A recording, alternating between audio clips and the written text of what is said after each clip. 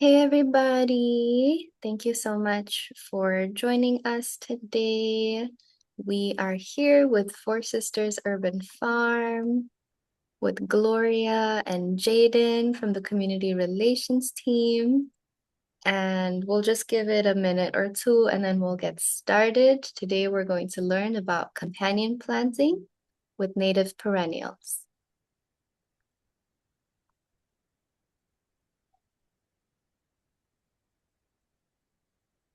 Hey Erin. Aw.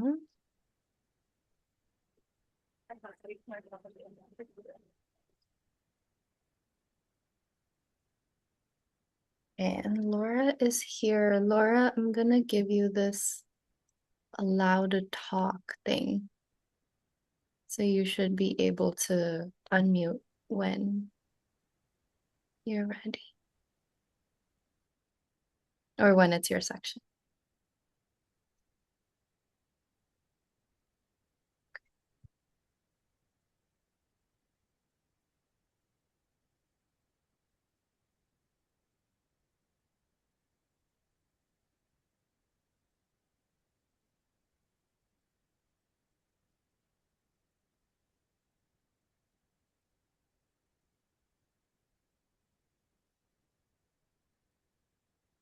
All right. Are we ready to get started? Yep. Okay. I hope everybody has their coffee or their beverage, because we are about to get this going. So welcome everyone. Thank you so much for joining us today. My name is Gaia. I use they, them pronouns, and I am the Associate Director with Metro Blooms. So to begin, I'm going to start us off by taking us through some Zoom and accessibility notes. So the session is currently being recorded and will be posted to our YouTube channel. None of the attendees is on the screen, so you don't have to worry about being on, recorded in any way. But YouTube, so if you want to go check it out later, you absolutely can. You will automatically be muted during the program. So that's, keeping yourself muted isn't relevant today. Closed captions are available. There should be a button at the bottom of your screen called the CC button, or it's under the More section. I am going to pause here for a couple of seconds. And if you need support or have a question about turning on closed captioning, please put it in the chat. And you can do that at any time, and I can try and support you. Hi, Jenny. Hi, Trish. Oh, love all the good morning messages. Okay. So pausing for a couple seconds and let us know at any point if you need support with closed captions. Also use the chat to let us know if you can't see or hear something. Megan, who is live streaming today, won't be able to see it, but I will. So definitely let us know. And if you put your questions in the chat, then I can bookmark them for us to answer at the end of the session today. So thank you so much. I'm now going to read our land acknowledgement. We are on the stolen homelands and treaty territory of the Dakota Oyate, Minnesota. The U.S. government and European white colonizers carried out genocide, ethnic cleansing, and the forced removal of the Dakota to acquire land and wealth. The Iowa, Ho-Chunk, Anishinaabe, and other indigenous nations have also called this region home. The waters and plants here have traditional, spiritual, and cultural significance to the indigenous people of this land who are still here stewarding them. We acknowledge the violent exploitation, trafficking, and enslaved labor of Africans and their descendants by white colonizers on these same stolen lands. Deeply rooted white supremacy continues to propagate injustices in health, wealth, and opportunity. Here and across the country, Black communities are segregated and displaced, disrupting traditions and relationships with land.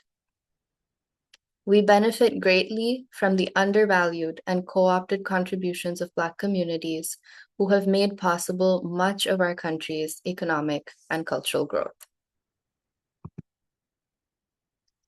Take a moment to reflect internally.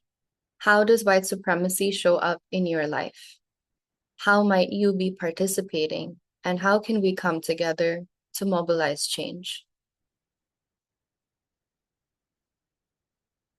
We have much to learn from Minnesota's Indigenous and Black communities about how we relate to each other and the earth.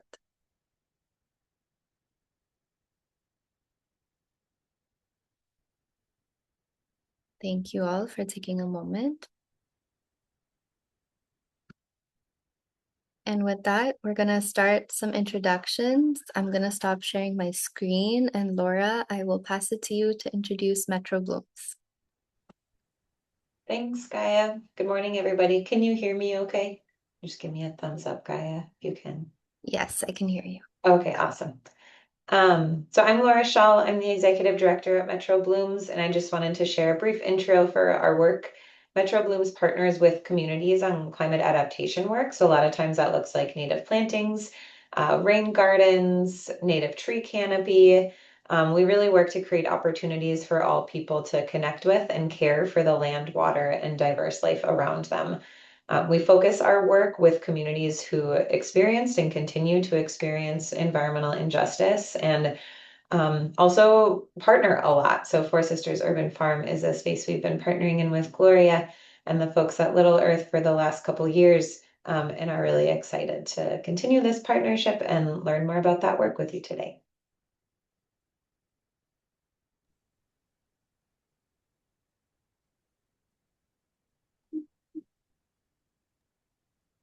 Thanks, Laura.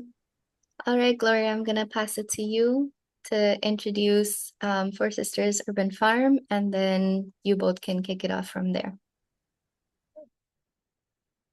Hi, everyone. My name's Gloria. I'm the manager of the Four Sisters Urban Farm.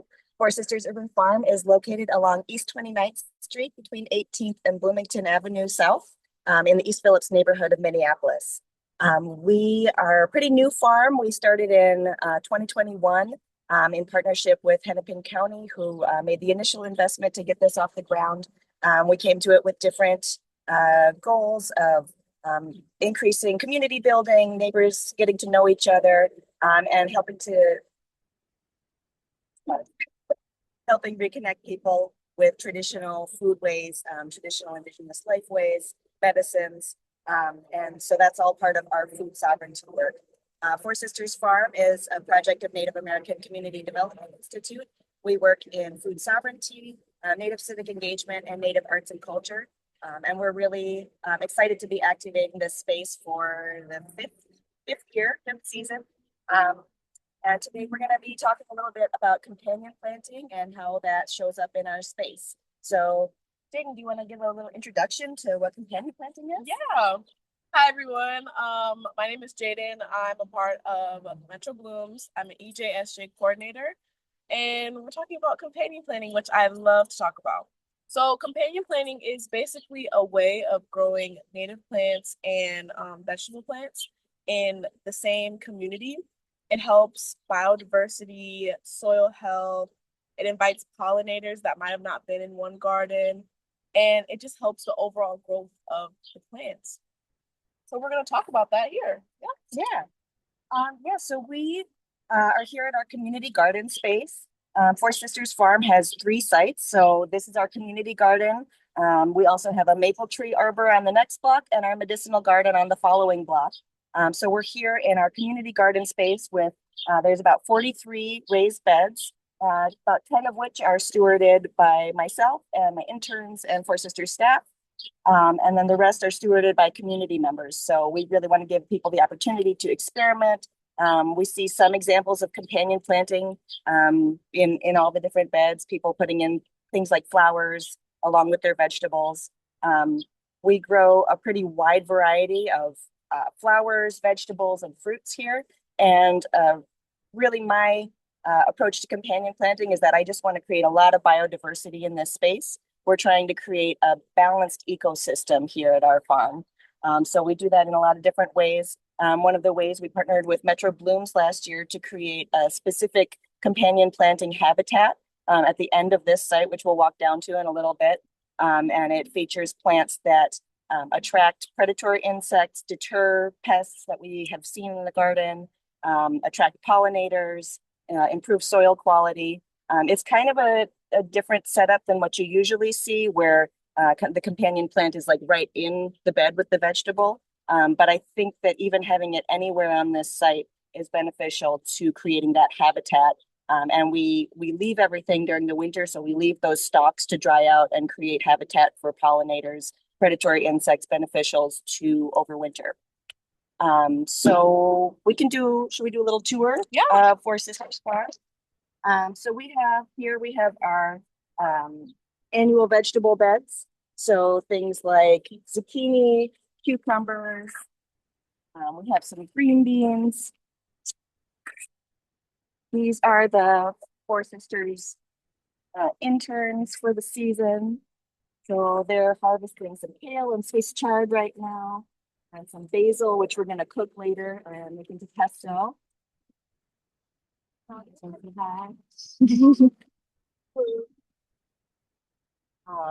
We have our peppers, our tomato plants, which everything so far is doing really well, which I kind of attribute to having a good balanced ecosystem, lots of different kinds of pollinators, predatory insects. You probably can't see it in the Zoom, but there's like a spider web going on in these tomato plants. So spiders are always really welcome in the garden. They eat a lot of insects. So we're happy to see spider webs or any evidence of spiders. We also have some volunteer marigolds in this bed. Marigolds are a really good companion plant for warding off different pests. The smell of them kind of makes things unattractive to things like insects and supposedly also like rabbits and squirrels, but that isn't my experience. Yeah, we have some serviceberry trees. And then along the fence here, we also have some fruit trees that we just planted this spring. So things like apples, pears, we have a few plums, but the goal is to espalier them, which is a technique where you train them to grow flat against a fence. And that's a way that you can grow fruit trees in really small spaces. And it also contributes to the biodiversity in this space. So having those fruits along with our veggies and different herbs. We have some red osier dogwood, also known as red willow here. We have this landscape fixture designed by Gracie Horn, which is both beautiful and functional. Has these benches that light up at night. So if you ever drive by our farm at night, you can see those kind of glowing through these beautiful designs on the side. Yeah, the rest of the space is kind of, I have a couple native perennial, such as Anna's hyssop right here. Oh, you can see this little bumblebee is really, really happy. And yeah, if you zoom out a little bit, you can see there's just so many of them, so many pollinators that really love this. We have our sweetgrass bed. We have a sage bed, some raspberries. I don't know if mushroom logs contribute to the biodiversity of this space, but we do have some mushroom logs back there that we inoculated the other day. This is purple coneflower, echinacea. It's a really great companion plant, really great pollinator plant, and a great medicinal plant. Yeah, and then the rest of this, the beds are stewarded by community members. We have some different annual vegetables. Here again, we have like the marigolds as a companion plant. Over here, this rudbeckia is also serving as a companion plant. And so yeah, just having lots of flowers, lots of sources of food for those pollinators. and lots of habitat for beneficial insects, predatory insects, yes, more seasons, sage.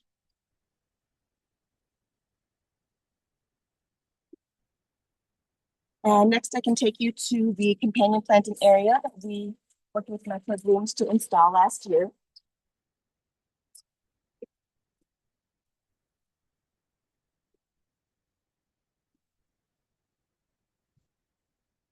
It's looking super lush.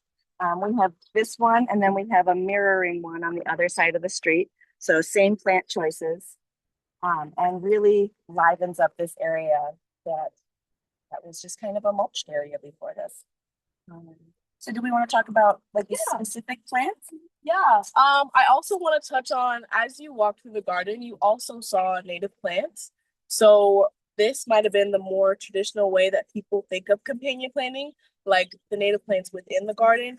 But looking at these two gardens, they're just as beneficial being right next to the garden. So a lot of people, I mean, a lot of you probably already know about native plants, but I just want to tell you a little bit more about them. Native plants, these plants were here. They were like the origin of Minnesota. So they do well in Minnesota conditions. You think of all of those, maybe windy days, super rainy. I mean, they even come back after being mowed down. Gloria, oh yeah, this space did actually accidentally get mowed earlier this season, and I think they liked it. It really kind of invigorated the space and made it really beautiful. So these are just really resilient, hardy plants. Their root system is also very vast. Some of these, I mean, all of these native plants have very deep root systems that also help with water quality, about like filtering the water, but also soil quality. I'm a big soil person myself. So when I see gardens like these and when I plant gardens like these, it really makes me happy because it brings back the biodiversity within the soil because soil is really the most important. But it also brings back native pollinators that you might have never seen before. There's a lot of pollinators, even with this line of work, that I've never seen until I planted the native plant garden. And I was like, oh, I've never seen that before. So if we go a little deeper,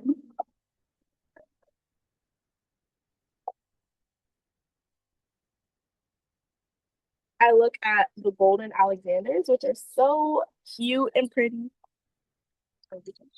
Yeah, I think we got some blooming right over here. Yep. So this one has like very shallow nectaries, they call them, for so pollinators that don't have like the anatomy to really get deep in the flower are able to be supported by these types of flowers. Yeah. So like short tongued bees are able to get in there. You guys, some of these, like these two, I'm not great at plant identification. I just want to tell you that now. But a lot of these have similar attributes. So probably the same pollinators that come here also go to the plant I was showing you just because of the smaller flowers and like the shorter tongues. You could also look at some of these where you see, oh, it's a spider. Yeah, where it's just chilling and relaxing. I've never seen that spider before. But it brings all types of pollinators and birds, and some people may not know, but bats are also pollinators. So you could see a lot of different things within the garden. You don't see many now, so if you look closer to like the soil, you don't really see as many weeds. Weeds also kind of have the same type of vibe as native plants with their strong root systems. Many people may think that they are pesky, like want to pull them, but they tell you a story about your soil, about what it may mean. Um, the purple, oh, there it is right there. Let's go over there real quick.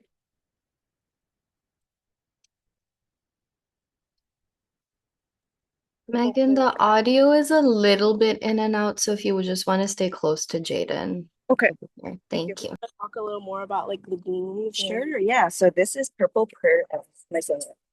Yeah, purple prairie clover. Yes. And it is a leguminous plant, and legumes do something called fixing nitrogen in the soil. So that means that it's actually making nitrogen more available to other plants. And as Jaden was saying, these native plants have really deep root systems, so they can help each other, right? They can reach water that might be too deep for other plants to reach, and they can bring it to the surface. So in like drought years, that's a really valuable quality and important part of that relationship. This one is yarrow, which is a really amazing plant for so many different things. It's great pollinator habitat. It's also a deterrent to pests such as squash bugs. It also has a lot of medicinal properties. So just kind of an all-around wonderful, beautiful native perennial. And it comes in different colors. Usually you'll see it as white flowers, but sometimes there can be like this kind of pink purple one that I think is really beautiful. We also have, we talked about the golden Alexander. We have some milkweed over here, which I don't think this was part of the original. I think it just popped up. It's just a volunteer, but we like to see it. Yeah, and it just got done blooming. Spider right here. Yep, we got some spiders on it. Oh, and yeah, that looks like that's a fly. Oh, yeah, that's a milkweed bug. Just a milkweed bug. It doesn't hurt anything, but likes to hang out on the milkweed. We had, I don't know if the grasses that we planted took. It doesn't look like they did. But we had some grasses planted in here that we'll probably try to replace. Low growing bunch grasses can be a really great habitat for beetles that eat things like aphids and flea beetles. So that can be a really great contribution to your native perennial garden. That's going to help that habitat for predatory insects. yeah. You want to walk over there and Sure. look at the other one? Sure. So now we're crossing the street to look at our other.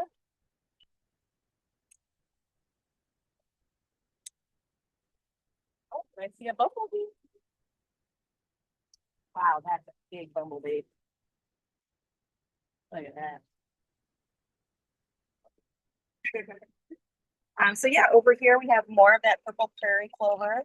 We also have some hardy vervain or verbena. Wow, yeah, the prairie clover is really just going nuts with these little bees.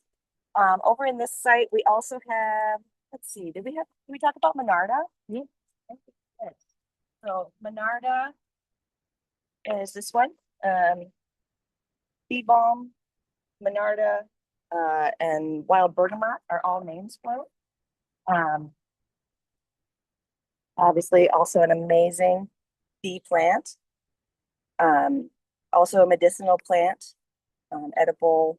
It's in the mint family. So if you've ever had Earl Grey tea, bergamot is the flavor there. Really great for digestion and has lots of other medicinal qualities. Oh, and also the orange one is butterfly weed. So as its name would suggest, attracts a lot of butterflies and different native insects. So yeah, spaces like this are just really exciting, a really exciting addition to any garden space, whether they're, you know, kind of separate like this one is, or whether you have your native perennials closer to, say, your vegetable plants. They can be a really great addition for all those reasons that we just talked about. Yeah, I also wanted to add, I feel like we come across this with planting a lot of gardens about people being scared of like bees and wasps and other types of pollinators. But just even from showing you here, they're busy at work. They're like, we're right next to them, we're getting close. They don't care about us.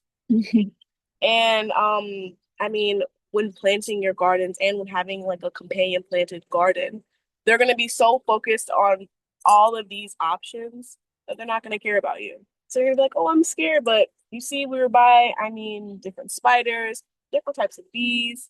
I think I saw a wasp at the other garden, and their main focus was this.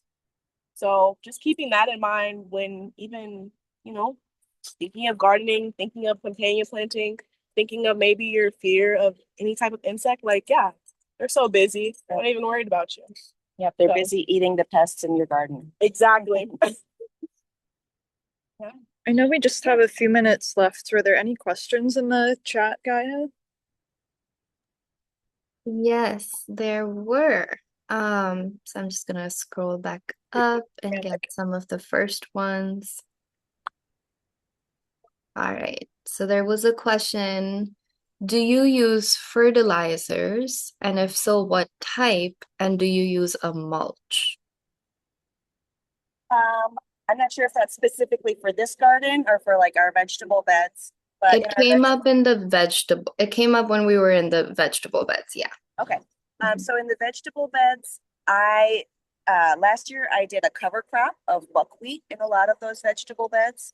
I also used a non-synthetic natural fertilizer called feather meal. So that's just made, it's a poultry product, it's a composted poultry product. And I used that for a source of nitrogen. In the past, we've used a lot of compost, but we were finding that it was elevating our levels of phosphorus in the soil. So that's why I switched to just the nitrogen-based amendment. And as for mulch, we mulch all the areas around the beds and kind of between over here, we have some service berries. So we mulch this area, we mulch between the native perennials, but within the raised beds themselves, I generally don't mulch unless it's at the end of the season when I'm just trying to keep everything covered. I'll mulch with like leaves or straw. Amazing. Thank you.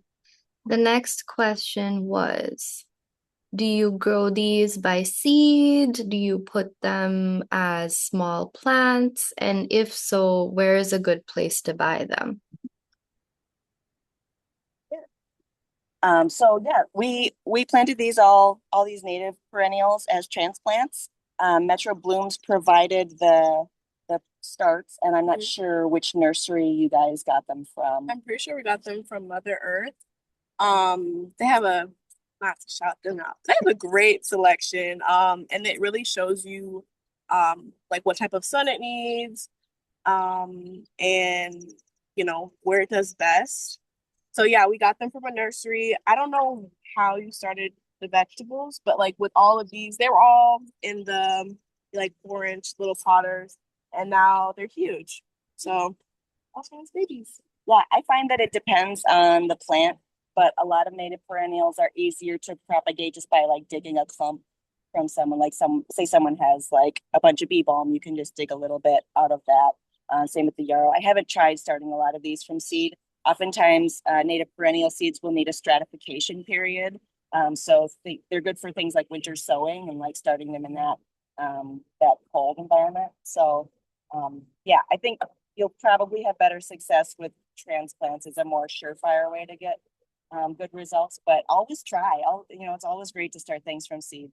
And with the vegetable starts, I started some things from seed. It just depends on the plant. Things like radishes or salad greens you want to do directly from a seed, but things like tomatoes that need a lot longer season do better as a transplant. Amazing. And perhaps the last question was, what is the process of hooking up to a water source? So Four Sisters Farm was really fortunate. Oh, okay. Sorry. And then how do you deter rabbits? Somebody asked that earlier. Okay. I missed Um, it. So our water sources at Four Sisters Urban Farm, we were fortunate enough to be able to install a hydrant, like just a water hookup that hooks up to city water that we use for both our community garden space and our medicinal garden space. We have two separate hydrants. The tree arbor doesn't really need as much. Unfortunately, we've been getting so much rain this season, and the trees are pretty well established. So if ever it's needed, we bring buckets of water there. But this season we haven't had to do that, which has been really nice. And then rabbits. Well, that's a good question. Sometimes I will use a natural spray made from like egg whites and chili pepper and garlic. Um, it's a I use like an OMRI listed product, which means that it's organic approved. And it's made from natural ingredients that is just kind of spicy for rabbits and they don't like it. Another strategy I've heard is to plant what's called a trap crop. So you plant something that's a little bit closer to where the bunnies might be living or getting into your garden. So say you have a raised bed, maybe plant something on the ground that's a little bit more accessible with something that they really like. So they can go after that instead of your vegetable plants. And then those are the other ones I'm gonna say. Yeah, I've heard some people plant onions around like the garden and it helps like kind of deter them away. Yeah, but the trap plants, I mean they get distracted. It's not a foolproof. Like these are foolproof. Bunnies are, they just like Smelly stuff, yeah, onions, marigolds, and then I don't know, dogs. Okay, last question. Do you deadhead flowers or let them go to seed? Which flowers? It depends. Yeah, really depends on the context. For things like the yarrow and butterfly weed, I leave all these. I don't really do too much with deadheading. Deadheading is great to encourage more growth, encourage more blooms throughout the season. So it might also depend on what time of year it is. So maybe earlier in the season, I would be more inclined to deadhead, and then later in the season, when you might want things to seed themselves, or you might want to provide food for birds and other critters in the winter, you might leave those seeds. Amazing. Oh, sorry, Jaden. Go ahead. I don't know. I don't think so. okay. I think of deadheading as just specifically cutting off the dead blooms. Okay. And leaving the rest of it. Okay. Great. Well, thank you both so much. Thank you for visiting with us. And for the folks who are interested in winter seed sowing, Metro Bloom's YouTube page has a recording from earlier this year where Jaden presented on winter seed sowing. So go check that out. Thank you both so much. Thank you, Gloria, for hosting us at your beautiful space. For being here. Yes.